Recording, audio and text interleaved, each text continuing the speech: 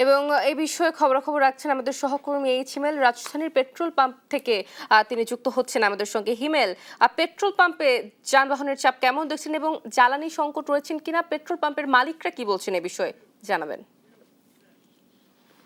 সকাল থেকে রাজধানীর বিভিন্ন ফিলিং স্টেশনে আমরা পর্যবেক্ষণ করেছি, যেটি দেখছি যে আসলে অনেক ফিলিং স্টেশন কিন্তু সাময়িক বন্ধ রাখা হয়েছে। তারা আসলে ডিপো থেকে তেল না পাওয়ার কারণে তারা বন্ধ রেখেছে। তারা যেটি বলছেন যে আসলে যে পরিমাণ তেল তারা পেয়েছে সেটি আসলে তারা কিন্তু তাদের যে তেল দেওয়া সেটি কিন্তু শেষ হয়ে গিয়েছে বিদায় আসলে সাময়িক বন্ধ রাখা হয়েছে। তবে ডিপো থেকে তেল আনার জন্য তারা চেষ্টা করছেন এবং তারপর আসলে গ্রাহকরা তেল পাবেন। এই মুহূর্তে আমি বিজয় সরণিতে অবস্থান করছি, যে ট্রাস্ট ফিলিং স্টেশনটি রয়েছে সেখানে আমরা দেখছি যে দীর্ঘ লাইন কিন্তু এখানে রয়েছে। এই লাইনটি আসলে জাহাঙ্গীর গেট হয়ে বিএফ শাহিন কলেজ হয়ে মহাখালী পর্যন্ত কিন্তু ঠেকেছে।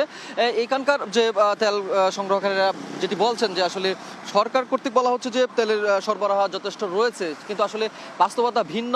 তারা বলছেন যে আসলে ঘন্টার পর ঘন্টা দাঁড়িয়ে কিন্তু তারা তেল পাচ্ছেন না, পাম্পগুলো বন্ধ রাখছেন সাময়িক সময়ের জন্য, তেল শেষ হয়ে যাচ্ছে। সেই বিষয়গুলো নিয়ে কিন্তু তারা বেশ অভিযোগ দিয়েছে। এবং অন্যদিকে পাম্প মালিকরা যেটি বলছেন যে আসলে তারা আসলে যে পরিমাণ তেল চান ডিপো এবং প্রধান স্থাপনার থেকে সে পরিমাণ তেল আসলে তাদেরকেও দেওয়া হয় না। তাদের যে পরিমাণ অকটেন এবং ডিজেল তারা পান সেটা আসলে খুব কম সময়ের ভিতরে আসলে শেষ হয়ে যায় এবং পরবর্তীতে কিন্তু পে অর্ডার করে কিন্তু পরবর্তী তেল সংগ্রহ করতে এবং তারপর দিতে হয়। এই ফিলিং স্টেশনটি কিন্তু বেলা 11:30 থেকে বন্ধ রয়েছে। তারা যেটি বলছেন যে বিকাল 3টা অথবা 4টার দিকে হয়তো ডিপো থেকে তেল আসতে পারে এবং তারপর কিন্তু এইখানকার গ্রাহকরা তেল পাবেন।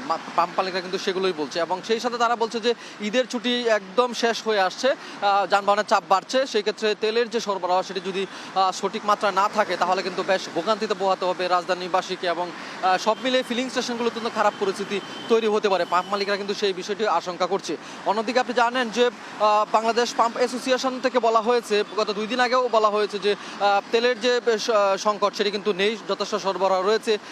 ঈদের বন্ধের কারণে পে অর্ডারের কারণেই কিন্তু আসলে তারা তেল সরবরাহ কমেছে তেমনটা কিন্তু বলা হচ্ছে। অন্যদিকে ব্যাংক করতে কিন্তু বলা হয়েছে যে আসলে বুথগুলা খোলা ছিল। নানান মিশ্র প্রতিক্রিয়া কিন্তু এখনও রাজধানীতে এই তেল সংকট নিয়ে বিরাজমান রয়েছে। অন্যদিকে জ্বালানি মন্ত্রী কিন্তু আছে রাজধানী বিভিন্ন জায়গায় ঘুরছেন। আমরা দেখেছি যে বিভিন্ন স্টেশনে তিনি গিয়েছেন, যারা তেল সংগ্রহ করতে এসেছেন তাদের সাথে কথাও বলেছেন। তবে তিনি যেটি বলছেন যে আসলে তেলের সরবরাহ ঠিক আছে, ডিপো থেকে সরকার থেকে যেটি বলা হয়েছে যে ডিপো থেকে তেল দেওয়া হচ্ছে, সরবরাহ কিন্তু অব্যাহত রয়েছে। এবং সেই সাথে তিনি যেটি বলছেন যে দেশের চাহিদা অনুযায়ী তেলের যে যতটুকু প্রয়োজন তা কিন্তু আসলে দেশের মানুষ পাবে, রাজধানীবাসীরা পাবে, তেমনটা কিন্তু জানিয়েছেন। এবং সেই সাথে তিনি একটি আহ্বান জানিয়েছেন যে যাদের আসলে যতটুকু তেল দরকার সেই পরিমাণ তেল যেন আসলে রাজধানীবাসীরা নিয়ে যায়, তার থেকে আসলে বেশি তেল যেন আসলে তারা সংগ্রহ না করে। এই বিষয়টি কিন্তু তারা মন্ত্রী মহোদয় জানিয়েছেন। মন্ত্রী মহোদয় বলেছেন যে হঠাৎ করে আসলে এই তেলের যে সংকট, এই পরিস্থিতিটি আসলে রাজধানী থেকে শুরু করে সারা দেশে ছড়িয়ে পড়ার কারণে মানুষ অতিরিক্ত মাত্রায় তেল সংগ্রহ করার চেষ্টা করছে, হঠাৎ চাহিদা বেড়ে গিয়েছে, যার কারণে তেলের সংকটের এই পরিস্থিতি সৃষ্টি হয়েছে। সবাইকে যার যতটুকু প্রয়োজন ততটুকু তেল নেওয়ার আহ্বানে কিন্তু মন্ত্রী জানিয়েছেন। রাজধানীর বিভিন্ন ফিলিং স্টেশনগুলো জ্বালানি তেলের বিজয় সরণি থেকে এই ছিল জ্বালানি তেলের সর্বশেষ তথ্য।